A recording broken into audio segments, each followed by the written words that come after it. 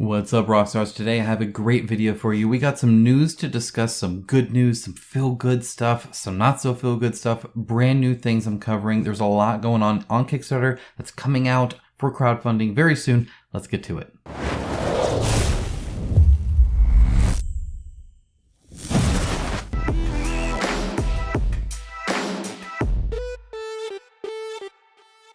Thank you to my channel sponsor Into the AM. As a company that believes hard work and a great product is a proper way to conduct business, I am delighted to have them as part of the channel. They have some of the coolest graphic t-shirts around and an absolute best fit and feel that has continually exceeded my expectations. With new shirts arriving all the time and other products like boxers, hats, and even a monthly shirt club, I wholeheartedly recommend them to you. Check out the link in my description of this video for an exclusive 10% off everything they sell. Now, as always, a huge shout out to my patrons and YouTube members. It is through their financial support that this channel is possible. If you appreciate the videos I make every single week for you guys, and you can give even $1 a month, there is a link down in the description below. Thank you so much. With that out of the way, let's go ahead and jump right into it with a feel-good thing. Let's start it off nice. I really wanted to share this when I saw it. I think it's fantastic. And it just goes to show that the community around board games is amazing.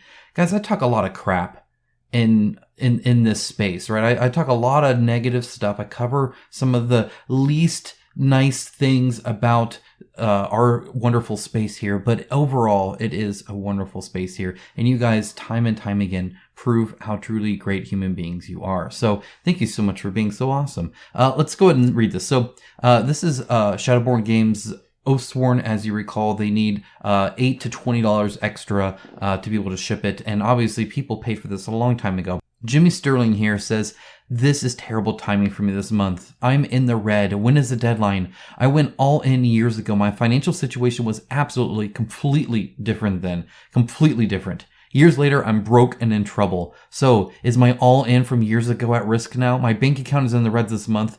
I'll need time to process and figure this out." Responses. You got all in, so around $20 additional. I'm going to try and get a hold of Shadowborn and see if I can cover that for you. I sent them a message through Kickstarter. Hopefully they get back to me soon. And if not, I'll look at other messaging options.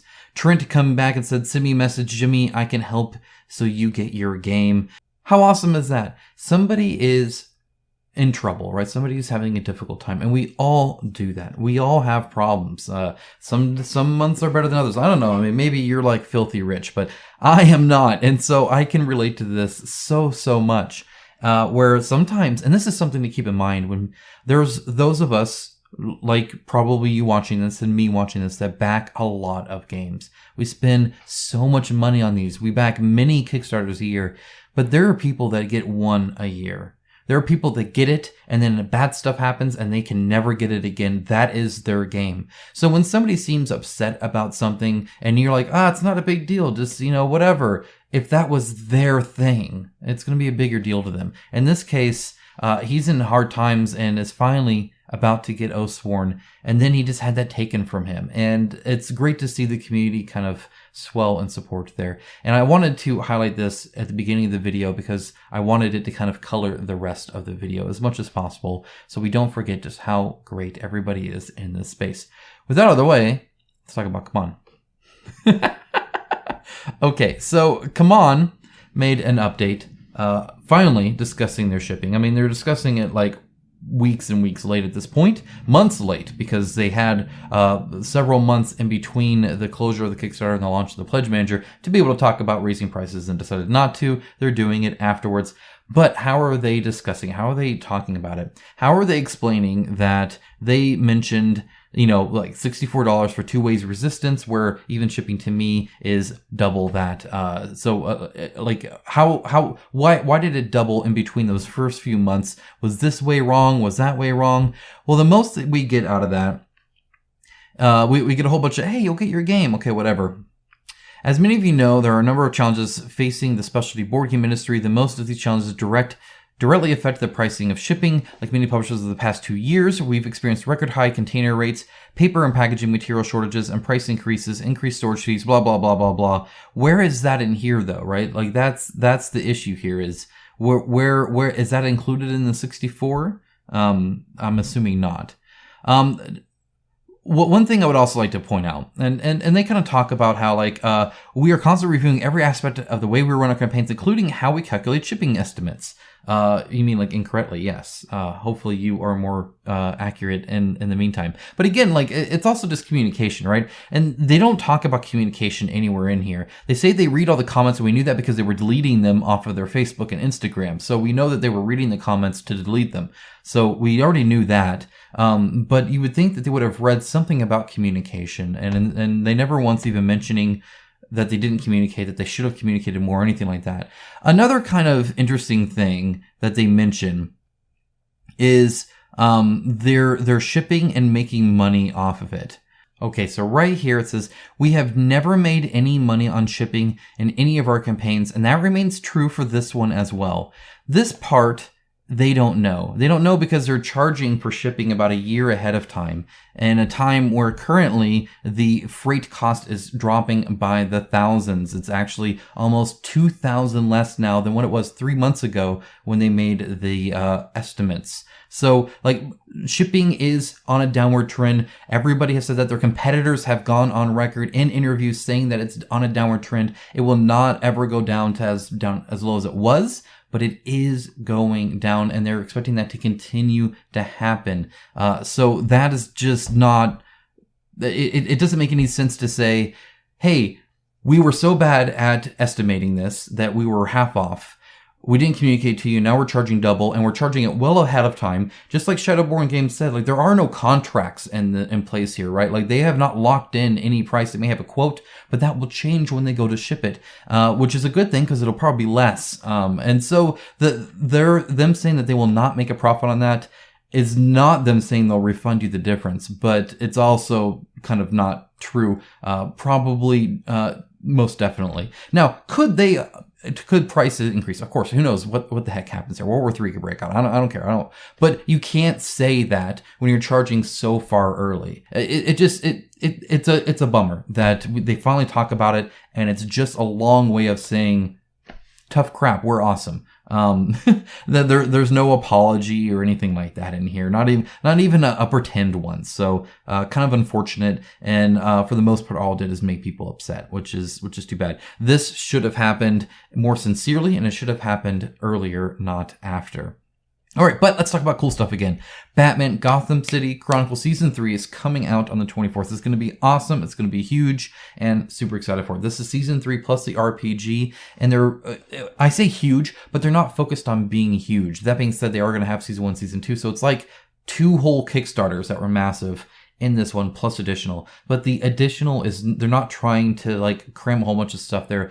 Storage solution, a few new things. For the most part, they're wanting to give you more content to use for the stuff you already have, or if you want to get the stuff you didn't get before, you can do that. And then of course the RPG. So it's probably going to be actually a pretty streamlined one. However, who knows? I think originally this was delayed because of the Batman was out, and so they delayed it to use it in the game. I don't know how that's going to be. I know that the license for DC is all or nothing, and so they have access to everything Batman, and technically everything outside Batman too, but they limit it to Batman for obviously the Batman Gotham City Chronicles. But just super excited to see what is involved. I'll definitely be there. I was there for the first 2 Kickstarters, and I'm excited for this one as well, especially the fact that it makes everything solo co-op. Heck yes. Gonna be awesome.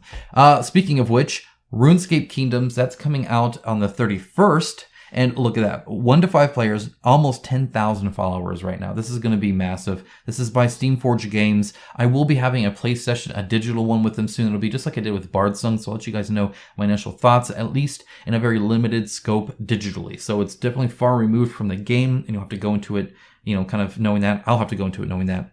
However, I've been doing my research, so let's talk about it a little bit. They've had 3 informative updates. I've shared with you the first one. The second one talks over his character sheets and skills. You can go up to level 99, but that would be pretty crazy. You get XP, and then each time you fill in 3 XP, you gain a level in that skill. They have combined some of the levels or some of the skills because there were 26 in RuneScape. So they had attack and strength. They just combined that into melee. That's the example they give. So it's a little bit, it's not ridiculous level on here. And then of course you can track some of the other things you do, and you get skills an XP in that by using them. Just like, for instance, let's say you come into a quest and this guy needs help and you need to gather some stuff. So you need to do a gathering skill test. Well, you can gain advantage up to 3 dice versus 1 dice depending on your level and the kind of complexity of the mission. But either way, even at level 1, you can still possibly pass it. You just got to roll really well. Even if you lose that, you get XP for that because you still gathered, right? You still tried to. So everything you're doing is putting XP into these skills and having them level up, which I thought was pretty cool. And they showed off a few new minis here, namely this quest lady, and I think that's it on this one. But they do have more. So this is the third one here. This is the game board. So if you're wondering what kind of game this is, how it's playing, this is the game board. These big places are capitals, and these secondary places are kind of the areas around there, and you do exploration. And so what you're doing is you're going through this, and you're, drawing an exploration card, and then, doing whatever it is it has you do, often a skill test or something like that. But you are fighting bosses as well. So here's one of the characters they have. This is the fashionscape, right, that you can play, which I thought was kind of cool. I love the cat wand. My girls are going to love that. This is an example of a boss, Count Draymore and a Clue Hunter. There will be 4 campaigns in the core box with 4 unique bosses in there. Now, how fighting bosses works, I don't know. What I do like is that while they have plain bases, he has kind of a thematic base where he's coming out of a coffin. I thought that was pretty nice. And it'll be great to see that happen more often. But that's the map. So if you're wondering kind of what it looks like, that's what it looks like. And you move your people around on the map from location to location. So that's kind of the game in a nutshell that we've seen so far. All right, now Tainted Grail. Tainted Grail's coming out. This is Kings of Ruin. This is the standalone sequel. So it's its own story. However, it does take place after the first Tainted Grail. So if you haven't played that, you might want to play that first. Speaking of which, it's not just that, they are doing a 2.0. So it says right here that there will be a 2.0 somewhere right here. I don't know exactly where, but you can see the art here. Looks fantastic, of course. Their artwork always looks great. Stuff like this, though, like I don't know how that's going to look like in the mini, but it ain't going to look like that. So what they're going to do, I don't know, but it's not going to be that. Part of me likes the fact that their artists can just go ham, just go crazy, and like completely unrealistic. So there's no things pushing in on what they can design. At the same time, I don't want to see that crap because it looks awesome, and I know I'm not going to get many of that, and so that's kind of a bummer too. But very cool concept indeed. So there is a second edition, an updated and remastered version of the original trilogy and all of its expansions. So if you have Tainted Grail, you now have the old version. It's always kind of interesting when you do a second edition. Hopefully they have some kind of upgrade pack. And I'm assuming it takes in some feedback like around the grind and stuff like that perhaps some people had. So hopefully it's just a better version. That'd be great. Next up, things that are out. Tiny Epic Vikings. You can go there right now. You can join almost 11,000 people. They've made almost 440,666. The devil's in the details. It's Friday the 13th. Not anymore, actually. It's a little bit past that now. It's in the early AM for me, but whatever. Hello, future people.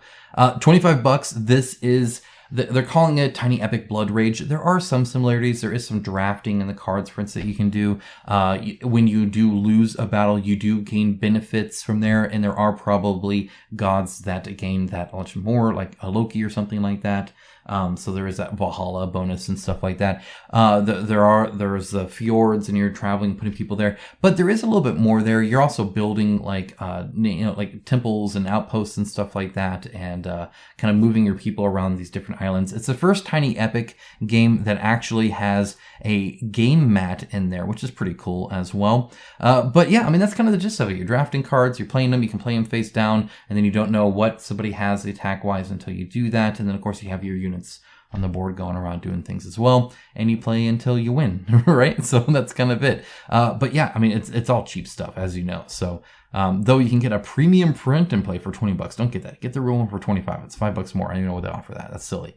Next up, we have Microcosmos, another tiny game. That's why I wanted to follow up with it. This is a small game too. Here you can see this guy. Look at that. It's a tiny little game. This is a resource management game. So what you're doing is you're kind of, I don't know if they have necessarily a closer picture here of the game board, but you're moving through these like cards, and they make like little pathways, and you're building outposts and, you know, getting resources, and you're essentially cleaning up after a war. So there was like an intergalactic war, and all of you can kind of see it here, all of the different planets need help kind of rebuilding, and so you're kind of helping do that, which is kind of cool. It does have a solo mode as well, and there's like a simple solo AI that you can kind of play against. So this is solo friendly, so go ahead and check that out as well, especially if you're into those tiny epic games. You can get, it's pretty tiny, as you can see. So is indeed, it's pretty much just cards and some wooden tokens.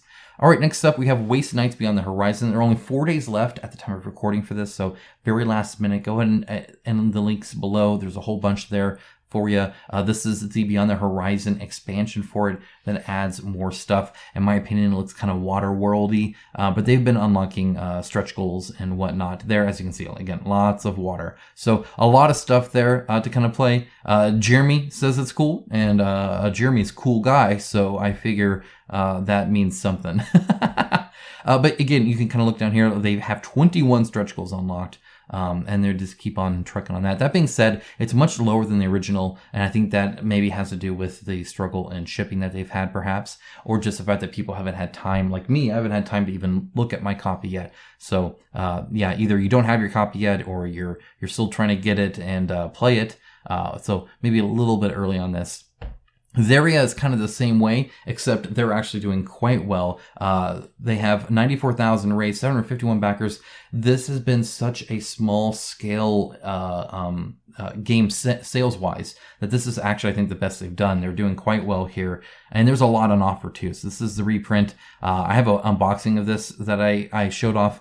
Beautiful, all made in Poland, so it's all EU made, which should help with some shipping, I imagine, if you're in the EU, which would be kind of cool. Very, very pretty game. Dual layer boards. We got a whole bunch of like kind of even the wooden container, the wooden box for it. It looks very, very pretty. It really does. And there's a lot of here. There's that wooden thing I was talking about. Beautiful art, cool setting. Looks like a nice exploration quest kind of game that you can explore this kind of Slavic Fantasyland, which would be pretty cool, I think. Next up, we have Raw. Now, before I show off Raw, I want to show you why 25th Century Games is my favorite company of today. Because this guy said, "What's with the horrible artwork? The old edition was much nicer." To which they reply, "What's with the horrible attitude? There are other ways to have a conversation about subjective statements that are much nicer." Good on you, 25th Century. Don't let him crap. That's awesome. That's hilarious. Any company that responds like that brings a smile to my face. I think that's wonderful. They're not mincing words, but they're also the more mature one about it. It's so funny. I think that's hilarious. So Raw is a remake of Raw with very pretty tokens and an art style that at least one person doesn't like. I think it looks pretty enough.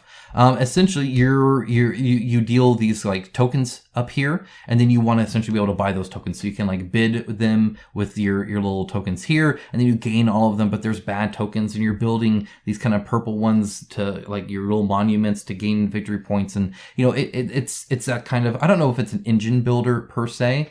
I'm no expert on it, but from what I can tell, you want those tokens, right? and sometimes they'll match up, and you can kind of line them up and stuff like that to gain bonuses and whatnot. So, yeah, looks pretty simple, looks pretty easy. It is, I think, like $80, well, $40 for the standard edition, which has all the gameplay, $80 for the deluxe edition, which has upgraded components with wooden auction tiles instead of cardboard, I imagine. And then some more wooden stuff. Metal point tablets in the bag, which is also kind of cool. And as you can see, the wood versus cardboard is just plain nicer. So, yeah, but it's also like double the cost, which is a pretty big jump. So, yeah, $40 though is actually not that bad. $40 is actually pretty good for kind of a fun little thinky game like this. 80, you got to really know you want it, but It's not the first time this game's been out, so maybe you already do. They're doing quite well, by the way. 326,000, so 11 days to go. Guys, that's it. I wanted to have a quick update with you guys. Hopefully that was quick enough. There's some cool stuff coming up. There is some cool stuff available right now. If I did miss anything, let me know in the comments below, of course, or if you have any suggestions on what I should look at, whether it's a company doing well, company doing bad, if they've wronged you, if they've righted you, let me know in the comments below. Of course, I read those and I will take a look as soon as I can. Guys, have a wonderful rest of your day. I'll talk to you guys again very, very soon. Bye, guys.